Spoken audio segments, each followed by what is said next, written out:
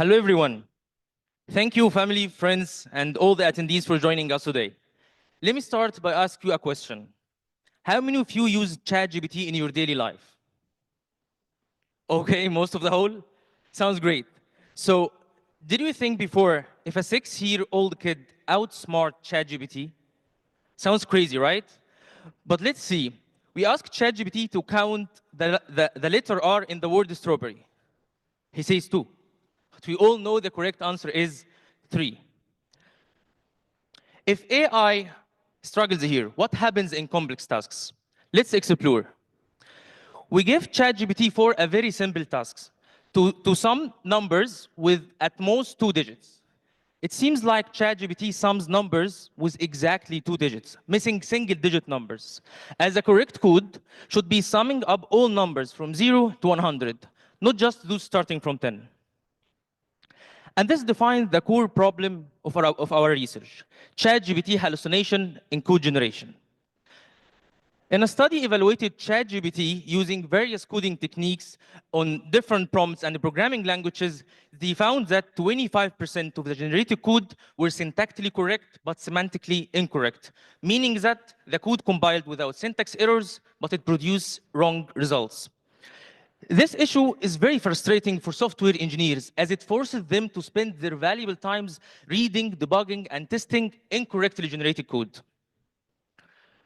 But why LLM hallucination in code generation is an important issue?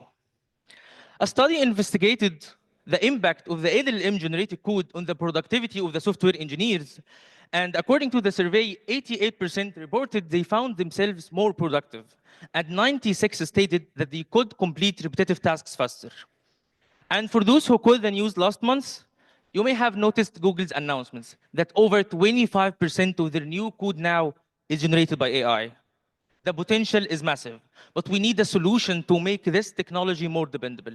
That's why we are presenting to you today GPT-CCC, our novel real-time correctness scoring framework of LLM-generated code. But we are focusing on a ChatGPT due to the availability of resources. GPT-CCC is very useful for software engineers as it offers them an initial quality check, it improves their productivity, and it eliminates the need of label tests for the initial code.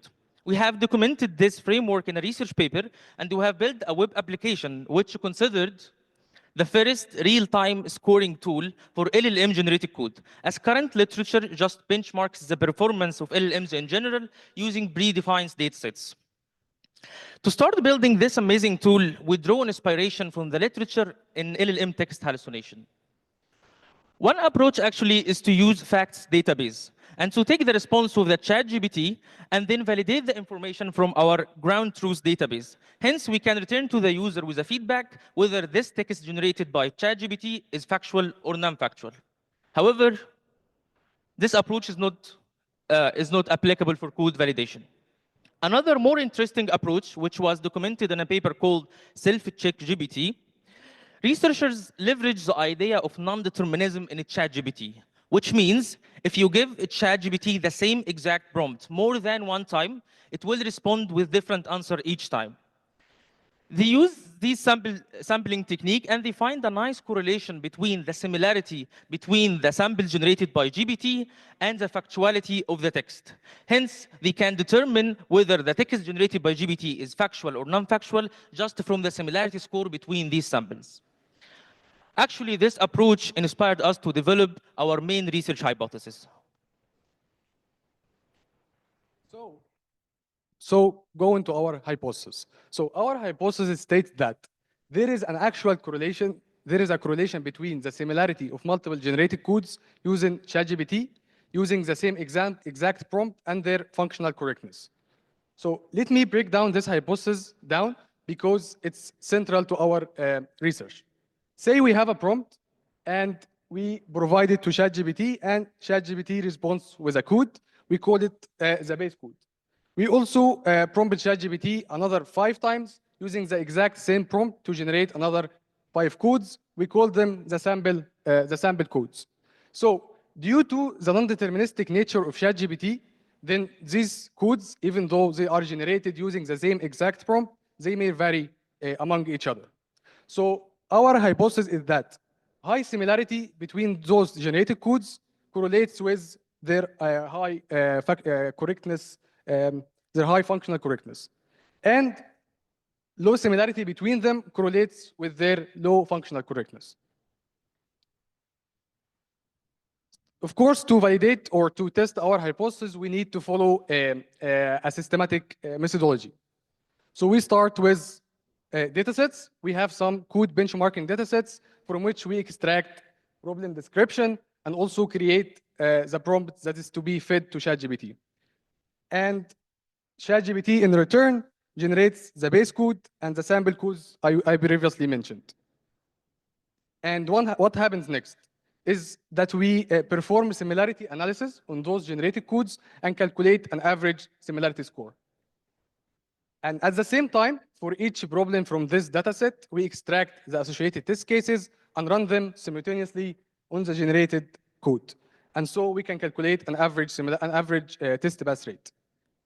So at this point, we have both average test pass rate and average similarity score between the generated codes, and we try to answer this question. Is there a strong correlation between them or not? So if the answer is no, then we try different similarity analysis techniques, and we repeat all the process again. So as you can see here, the similarity analysis component is a plug-and-play component where we try different similarity analysis techniques until we can validate our hypothesis.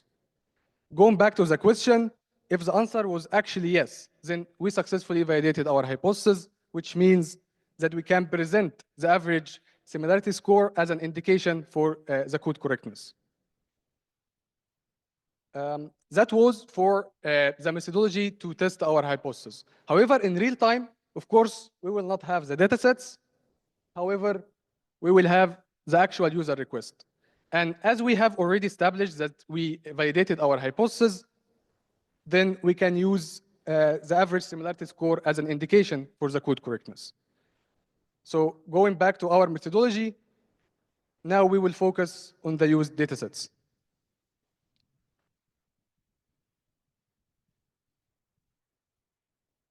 So the first dataset we used was the human eval dataset. This dataset is a human written dataset written by the OpenAI team. It consists of 164 Python problems, and for each problem it has 9 test cases per sample. The second one we used with the ABBS dataset. This is a dataset that was collected, or the problems in it were collected from the code from the famous competitive programming platform Codeforces. It also has Python problems, and it includes the 10,000 samples. The number of test cases in ABS differs for each sample. It ranges from 2 to 15, but we choose to sample the problems that has 10 test cases and above to ensure the accuracy of our results.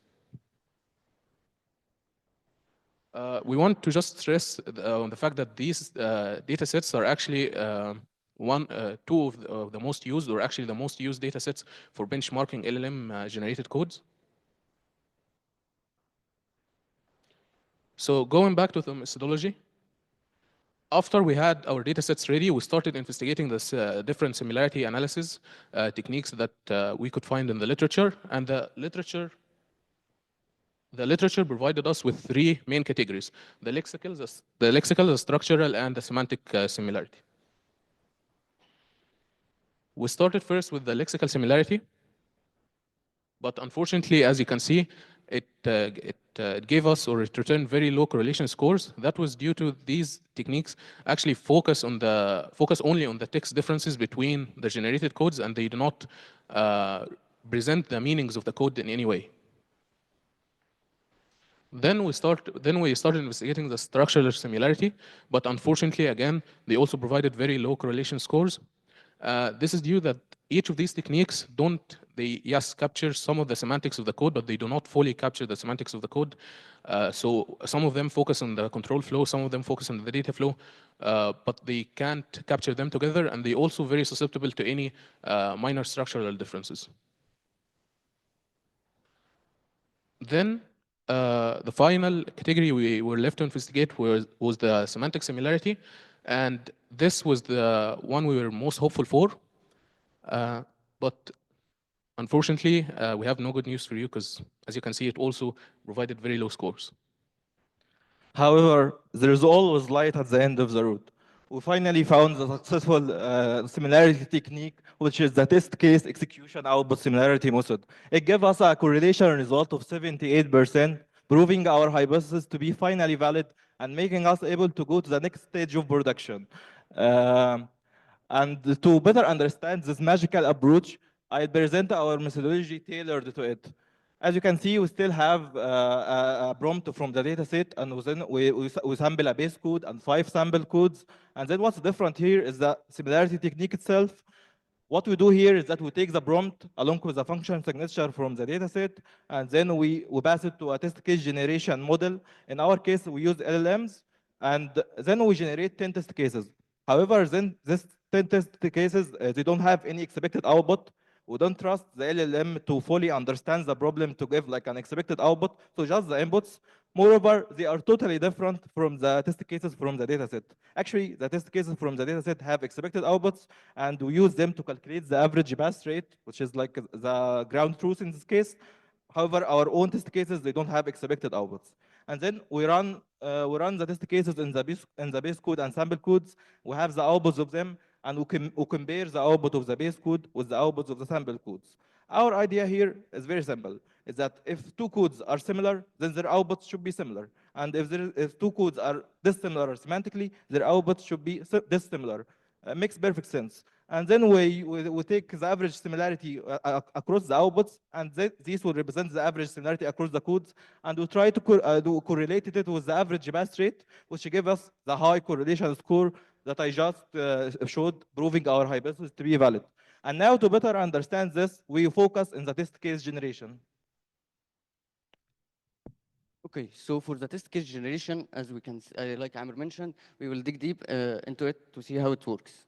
So we take the problem and the prompt from the test set along with the entry point, which is the name of the function. In this example, it's solve and it takes a list. Then we also provide the number of test cases we want to be generated. Then we pass it to an LLM like Phi3 or Llama 3.1 or ChatGPT 4.0 and ask them to cover the basic and edge cases and to return only the function calls. And here's an example of the generated test cases. Like as we can see, there is solve alongside with the test inputs, and we only return those.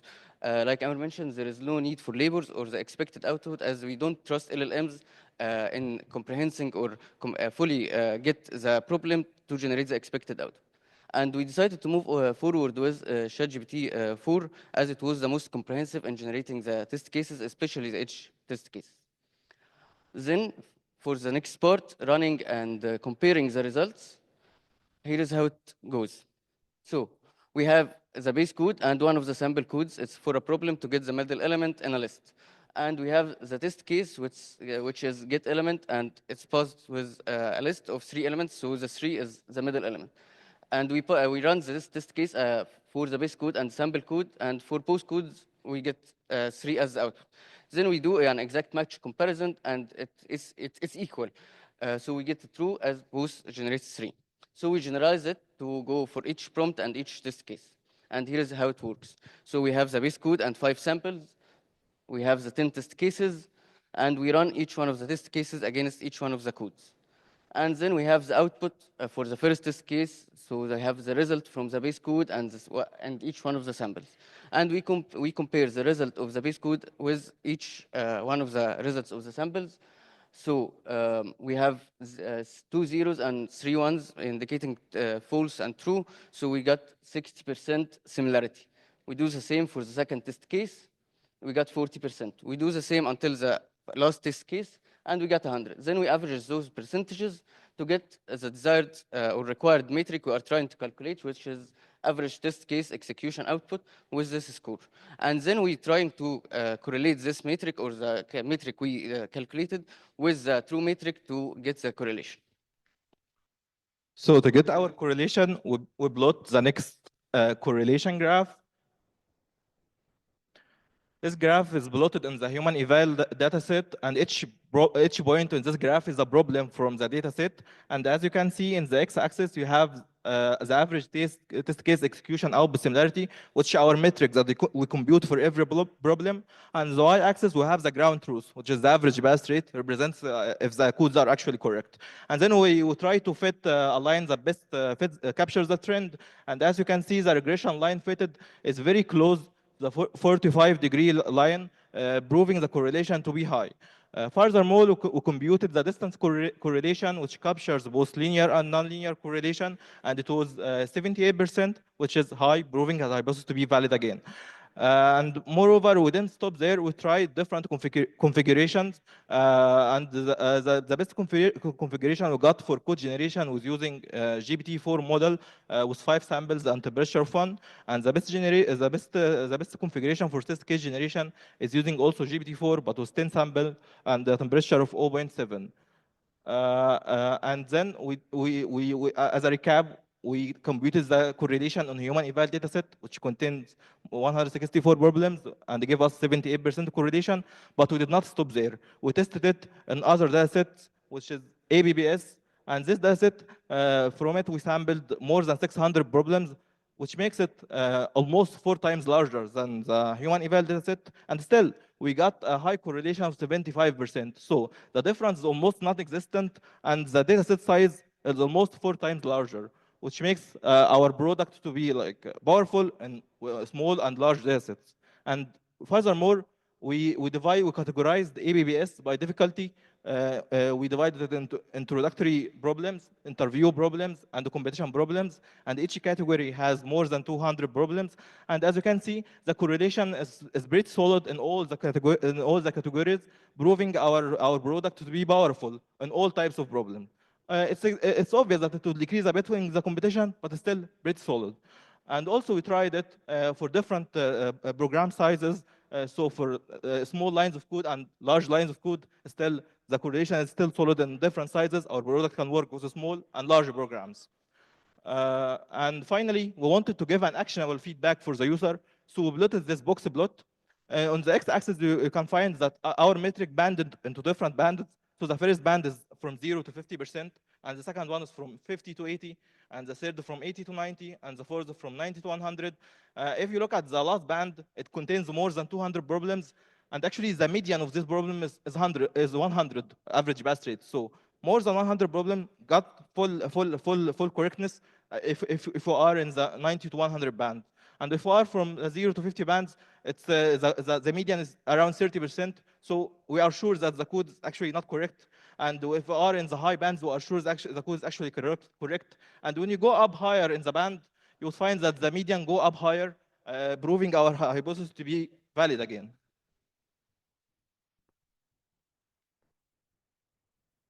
So going back to our previously proposed hypothesis, we can now clearly say that we successfully validated our hypothesis. And based on our results and our analysis of those results, we are ready to convey our recommendation to the end user. So if the similarity score was between 90 and 100%, then we can say that ChatGPT has very high confidence about those generated codes. And if the score is between 80 and 90, then ChatGPT is highly confident. And between 50 and 80, ChatGPT is moderately confident about the generated code. And finally, between 0 and 50, ChatGPT has a really low confidence about those generated codes. And next, we will transition to the empowerment outcomes.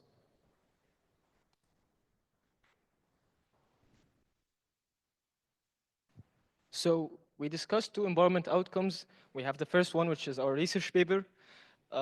We have finalized our research paper with our conclusions that our hypothesis is valid, but it will cover more comprehensive data about our experimentation with different configurations, different LLM models, and similarity techniques that we have studied along the way.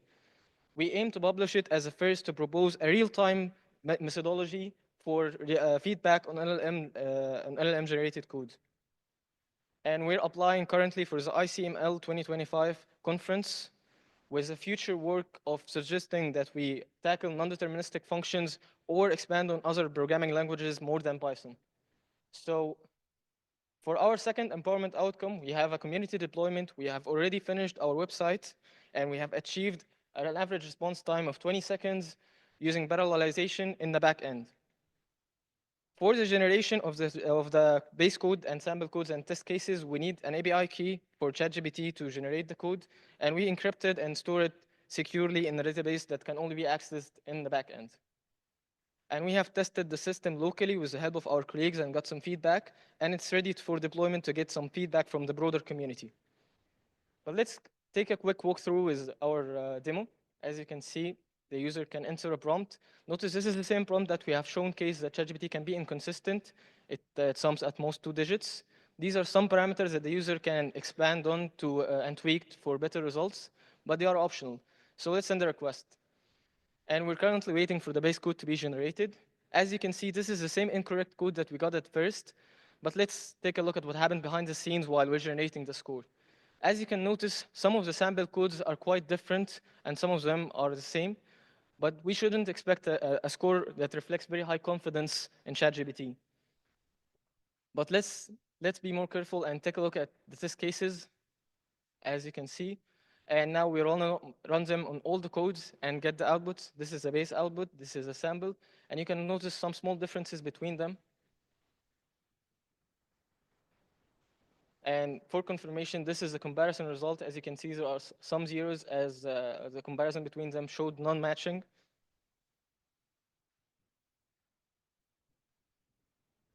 And finally, as expected, we got moderate confidence of 70% to help indicate for the developer that ChatGPT is not confident in his answer and before even looking or running the code locally. But it doesn't always have to be this way. So here's another prompt from the ABPS dataset, a competition one, which is quite hard, some of the hardest prompts that we have, as you can see from the lengthy prompt. And here we got the base code, which we verified is actually correct later. And it got a very high confidence of 96%. So actually, we can help the developer narrow down how much effort is needed for further development or debugging using our system, and he can be confident in ChatGPT as we are. Thank you.